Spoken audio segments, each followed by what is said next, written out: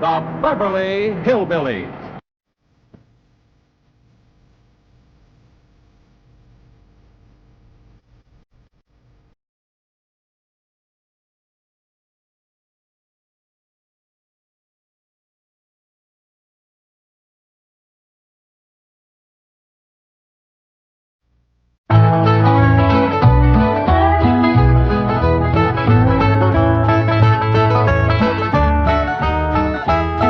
Can she bake a cherry pie, Billy boy, Billy boy? Can she bake a cherry pie, Charmin' Billy? She can bake a cherry pie, quick as a cat can wink her eye. She's a young thing and cannot leave her mother. Well, Granny, did you pick out your spot yet for the garden? Yep. I kind of favor a patch right close here to the house. Yeah, I'll plow you up something there directly. Yeah, just enough for some onions and taters and some Rudy Bakers. And a few rows of corn. Paul? Morning, Granny. Paul, can I help you with the plowing and the spading? Well, Ellie, I'd rather you put on one of them pretty dresses that Miss Hathaway got you. But, Paul, I can plow better in these clothes. Means for plowing. You know, Ellie, I'd like you to wear one of them dresses kind of regular. Wouldn't you, Granny? You're mighty fetching in a dress, Ellie. Prettier than a tub of fresh churned butter. Paul, if I go to wearing them dresses, Jethro will make fun of me. I reckon he hadn't better. Now, you run along and put on something with skirts. All right, but he hadn't better make fun. He won't, he won't. You know, speaking of Jethro, I think he's got himself a sweetheart. The banker's secretary? That's right. They was out together last night. What'd they do? Well, I don't rightly know for sure, but it was something to do with bowls. All you do with bowls is eat. Yeah, I reckon that's what it was then. She said she was going to take him bowling. You know, Jed, I kind of like that Miss Hathaway. Yeah, I think she kind of likes us, too. Oh, those marvelous Clampets. Those simple, rugged mountain people. The more I see of them, the more I am impressed. Yes, now Never have I observed such strength of body, mind, and character. Yes, now They stand like the bold hills on the pebble-strewn landscape of Beverly Hills. Like mighty oaks among bushes. Like quiet. Now, like I admire them, too. But those boulders need polishing, and we've got to put some city leaves on those oaks before my wife gets back from Boston. Incidentally, in any endeavor requiring physical strength, they are most exceptional. I took Jethro bowling last night. Here's the bill. $3,000. How many games did you bowl? Well, you see, what happened was this. I said to Jethro, Pick up that bowling ball, she says, and see can you knock over them pins down yonder. They's just sticks. Anyway, I snatches up that rascal, draws back, and lets her fly. Did you knock down them pins? Yeah, the pins, the pin boy, the end of the building, a brick wall, and a signboard down on Sunset Boulevard. I bet you Miss Jane didn't do that good. Well, she didn't even try. But she just looks at me and says, Jethro, you're strong as an ox and twice as handsome. Ain't no two ways about it, Granny. That city girl is sweet on this boy. I reckon so, the way she's bragging on his looks. You are handsomer than an ox. Thank you, Granny.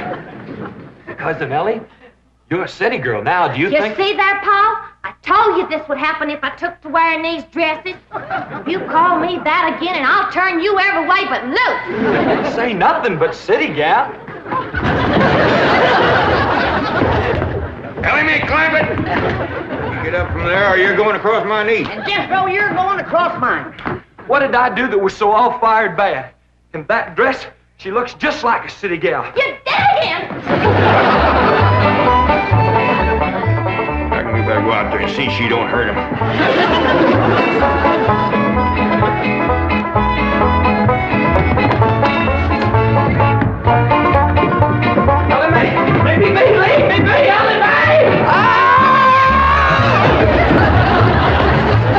Jethro, now that we living in a city, you got to learn to use the steps. You'll be happy to know that I'm making splendid progress with Ellie Mae. She's turning into quite a lady. Fine. But it's Jed, Granny, and Jethro we've got to work on. Clothes, manners, the works. What have you done about servants? That's a problem, Chief. They're basically opposed to the whole idea of able-bodied people letting others do their work for them. Well, that's a refreshing attitude. But we've got to get a skeleton staff in there somehow. A combination butler and valet with Jed and Jethro. Who help them assemble a wardrobe, teach them how to... Ravenswood. Your butler? Oh, he's never been my butler. Came with my wife like an overweight dowry. Been in her family for years. And with Margaret in Boston, I can certainly spare him, plus her upstairs girl, Marie. I doubt if you can sell Mr. Clampett on the idea of servants. Get him on the phone. I'll make him think he's doing me a favor by taking him off my hands for a while. Right, Chief? She had not have thrown me down on my head like that. What if I'd have been carrying a frog in my hat? You ain't supposed to be wearing your hat in the house. Well, Granny, where's a fella gonna carry a frog? They jump out of your pockets. Hello? Oh, howdy there, Mr. Drysdale. Glad to have you back from Boston. Your missus come with you? Oh, that's too bad. I know her and Granny had hit it off like two sows in a mud waller. Yes, I'm sure they would. No recipes? No, my wife doesn't do much cooking. No, I doubt if she ever made grits and hog jolls. Well, how about mustard greens and possum belly? No? Oh, then. Pone and squirrel shank? Boiled chicken hawk. Well, say, she don't do much cooking, does she? No. Well, the reason I called Mr. Clampett is I have a butler. Well, he really belongs to my wife's family, but he's been with us ever since we were married. And I was wondering if you'd let him come and stay with you for a while. You mean board with us? Well, I guess you could call it that. Who's gonna board with us? Just a minute. Some kin of Miss Drysdale named Butler. Why, we be just... That's that no good fat rascal that wouldn't let Ellie and me in to help Miss Drysdale when she was sobering up. Hello? Granny was talking at me, but she's done now. Oh, no, she ain't. Just a minute. Granny, let me hear the men out, and then we can talk it over. Yes, sir, Mr. Drysdale. I'm a-listening now. Well, in addition to Ravenswood, he's the butler, you can also have my wife's upstairs girl, Marie. Margaret may be away for some time, and I have absolutely no use for him. Well, I sure would like to oblige. Me and Granny will talk it over, and I'll call you. Oh, thank you. You'll be doing me a great favor. I was glad to help out when I can. Thank you again, Mr. Clampett, and goodbye.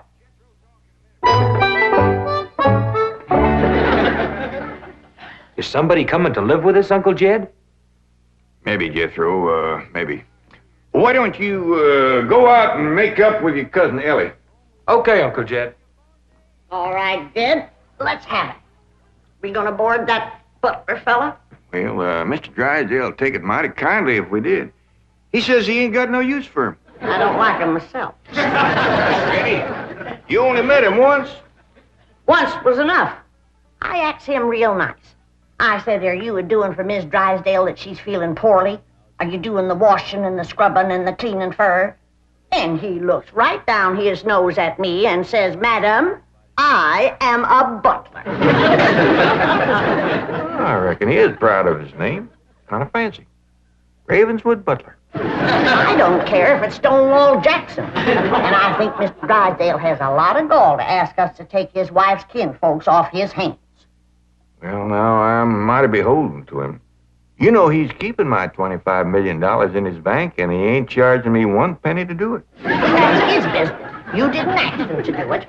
Well, now, Granny, if it was just Mr. Butler, I might agree with you, but there's a sad side to the story, too. What's that? Well, you've heard of Mr. Drysdale speak of his stepson? That's his wife's boy by her first marriage? The one they call Sonny? Yeah. Well, it seems she's got a girl, too. And there must be something wrong with her. What? Well, I don't know, but they keep her upstairs. No. Yeah. He spoke of her as my wife's upstairs girl. The poor thing. Her name's Marie, and he'd like us to take her and Mr. Butler. Doggone it, kid. We got enough to do to take care of this big place without... He didn't say what was ailing her, huh? Well, no, but if you ask me, they ain't eating right over there. No. You know what Mr. Drysdale told me? What? His wife ain't never cooked grits and hog jowl. Oh, go on. That's a fact. Nor mustard greens and possum belly. Nor pone and squirrel shank. Nor even boiled chicken hawk. The land of mercy. You can't hardly blame Mr. Butler for getting a mite cranky. Man don't eat right, he gets that way. Well, dear, I reckon it won't do no harm to take him in for a spell. Granny, for such a little woman, you got an awful big heart. Well, I feel sorry for the poor girl. But the first time that fancy pants Mr. Butler looks down his nose at me, I'm gonna chuck him in the cement pond.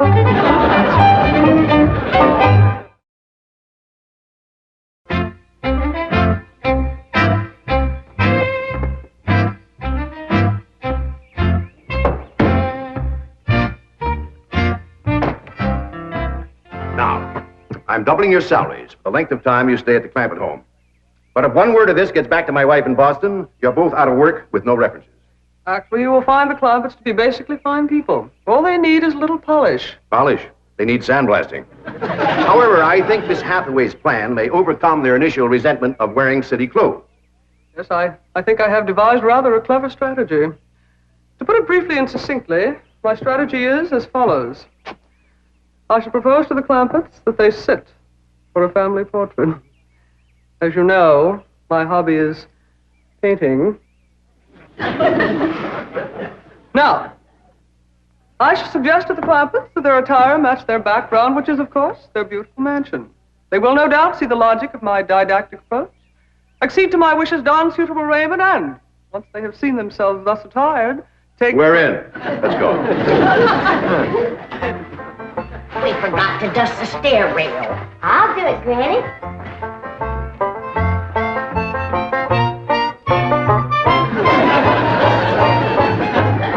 Thanks.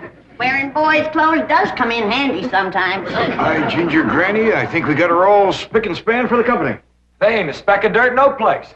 Can I go swimming now? Me too? As soon as we help Granny clean up the kitchen.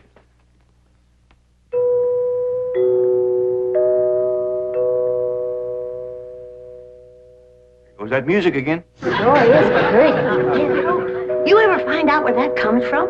Know 'em, Granny. Every single time I commence to looking for it, somebody comes to the door. Nobody to the door now?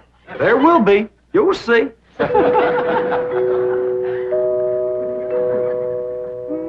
Doggies, that's nice. Let's all pitch in and see can we find it. You're wasting your time. I'm a-telling you. Before you can find it, somebody will come to the door. There, you see? Happens every time. Now remember, Ravenswood, I'm counting on you. Don't fail me. You have my word, sir. I've been butler and valet since boyhood, as was my father before me and his father before him. And I've yet to meet the man or woman who posed a social problem too difficult for me to handle. That's the spirit. Howdy there. Remember me, Mr. Butler? No! Ravenswood, come back! You gave your word! Come back, you coward! Come back here! I'll cut off your fringe benefits! Ravenswood probably forgot something. He'll return shortly. Meanwhile, this is Marie, Mrs. Drysdale's upstairs girl. Marie, Mr. J.D. Clampett, Howdy. Jethro Bodine, Ellie Mae Clampett, and Grandma Clampett. No, ma'am. I am a Moses. Pardon? Granny's related on my wife's side. They's the Moses family from Tennessee. Then your name is Granny Moses? Grandma Moses. That's right. There was a very famous Grandma Moses who painted primitives. I've whitewashed a few myself. I'll show Marie to her room. Listen, Marie, honey. Over here, you've got the run of the house. You don't have to hide upstairs. Ain't nothing wrong with that girl, but what some good cooking will cure her. She's half starved. Poor thing is so weak her knees keeps a buckling on her. She's kind of pretty, though, for a skinny girl. Just wait till she gets a mess of Granny's grits and hog jowls. That'll fill her out. Well, I'll get some of cooking. Guess that butler fellow will be coming back directly. Oh, and Granny, can we have some of that salted down possum belly that Ma sent us? Well, I reckon it is kind of a company meal. Granny, open up a jar of them pickled crow gizzards. Now, Jed, we don't want to spoil these folks. They might get to thinking we eat like that every day. Baby, will you do something nice for me? Sure, Paul. Will you go get into that pretty dress again? Oh, Paul, Jethro will make fun of me. No, I won't, Ellie Mae. Cross my heart. Why, That's my darling. Thank you. And then you be real nice to Marie. She's had a bad life. I'll be nice to her. She's pretty. Let's all be nice. Far. I wanted to go swimming. Now I gotta go put on an old dress. Cousin Ellie, you look awful pretty in a dress. Honest you do. Do I look pretty in that there city girl? You look prettier than that there city girl. That did it. Come on and fight. Now, Ellie, come on, Ellie. There's nothing to be afraid of, Ravenwood. The fact that they're big and strong doesn't mean they're violent. Elephants can be gentle. Now, Ravenswood, your letting appearances deceive you. Oh, really, Oh, sir? I do admit on the surface they do seem a bit rough, even cruel. But I assure you underneath they are placid, kindly, and gentle. See? You shouldn't have called me a city girl. Ellie Mae, leave me alone, please, Ellie Mae. Please, City girl.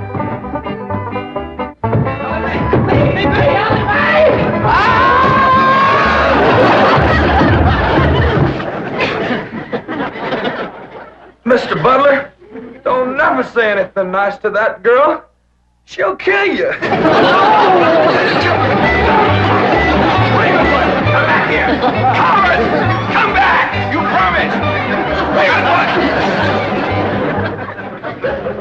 I found her Granny when Mr. Drysdale said he didn't have no use for Mr. Butler. He sure wasn't fooling. I just seen him cut through the brush chasing him with a stick. If Mr. Butler gets sassy with me, I'll chase him with more than a stick. Jan, Ellie throwed me down on my head again.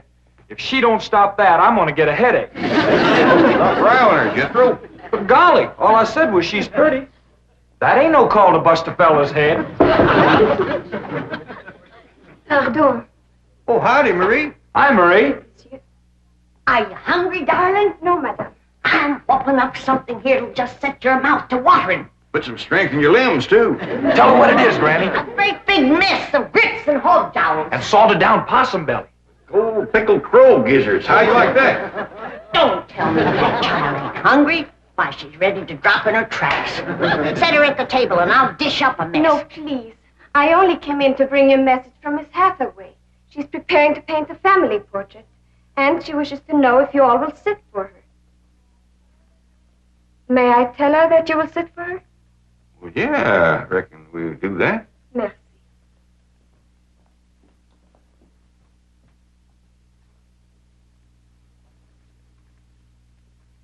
Well, let's get at it.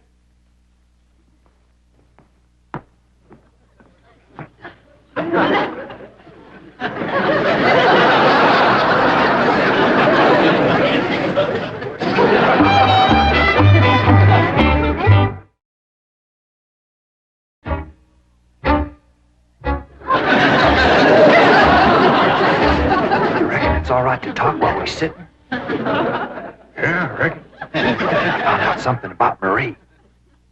What? She's scared of Mr. Butler. How'd you know?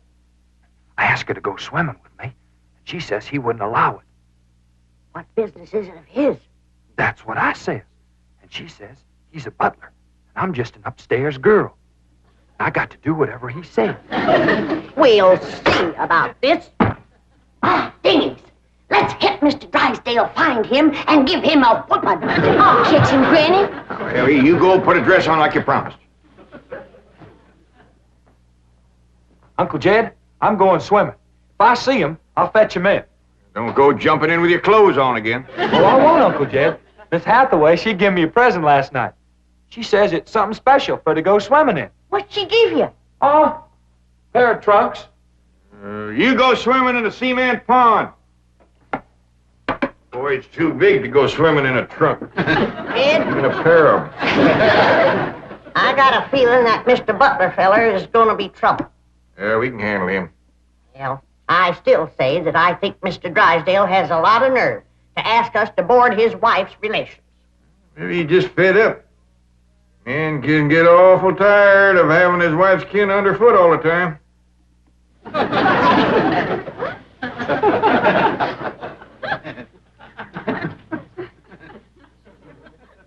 He told me that Butler fella had been living with them ever since they was married.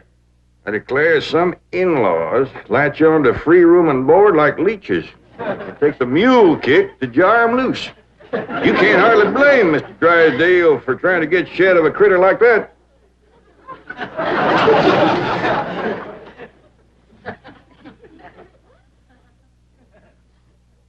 Is that the way you feel? You bet it is. I'll see how fast I can get packed. I'll get out from underfoot just as quick as I can. No, Jeff. I know when I'm not wanted. It don't take no mule kick to get shed of me. Darnation, Granny, I wasn't talking about you. We couldn't get along without you. No, Jeff. I'm just a burdensome old woman. No good to nobody. Why don't you throw me down the well? Go ahead, pick me up, carry me out to the well, and throw me in. Stop talking like that. Uncle Dan! Uncle Dan, look here! I caught him. Mr. Drysdale, he gave out, but I caught this fat little rascal. What are you doing? You gonna whip him, Granny? No, Jethro, I'm going to get thrown down the well. Why don't you throw us both down the well together? We're just no good leeches both. Hush. Mr. Butler, I'm sorry Jethro got mighty rough with you. He don't mean no harm. He's just an overgrown boy. Now, we's all mighty pleasure to have you come and stay with us, and as long as you behave yourself, won't be no trouble. Oh, I'm Jed Clamp. Sir. This here's Granny. I reckon you and Jethro done met. Yeah. Sir. Oh, and this here's my daughter, Ellie Mae. Enchantée, mademoiselle. Vous êtes très belle, très charmant, très ravissant. Don't you dare use them kind of words to a lady. What do you say, Granny? I ain't sure, but it sounded dirty. You said your daughter was pretty and charming. Oh, you're so different from all the others. You're like a beautiful city girl. He had not have said that. Oh, Marie, Oui, Miss Jane. didn't you say the Clampetts had agreed to sit for their portrait? Oui? They said they would do it. Well, what is it? I believe it to be self-preservation, madam.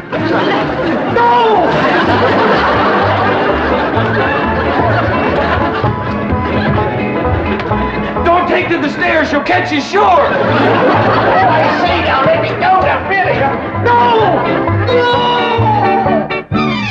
Sounds like Ellie got him. I'm afraid so. Could somebody please tell me what is transpiring? Uncle Jed!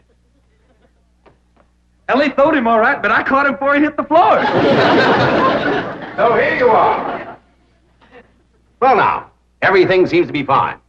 You see, Ravenswood, didn't I tell you the Clampetts were kindly, gentle people? Yes, sir. Thank you, sir.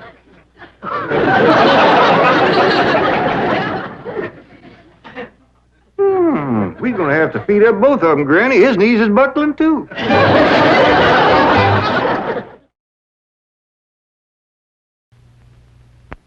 I shall call it Invictus.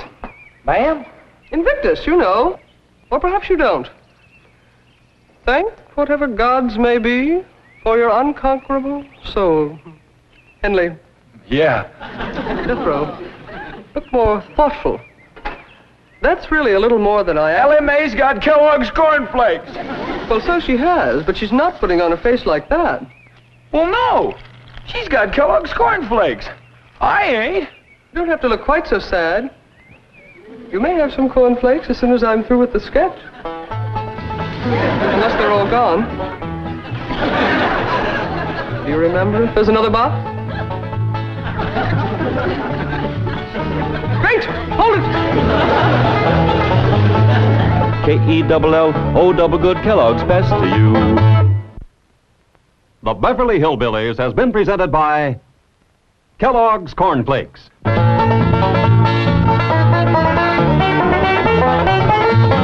From Kellogg's of Battle Creek.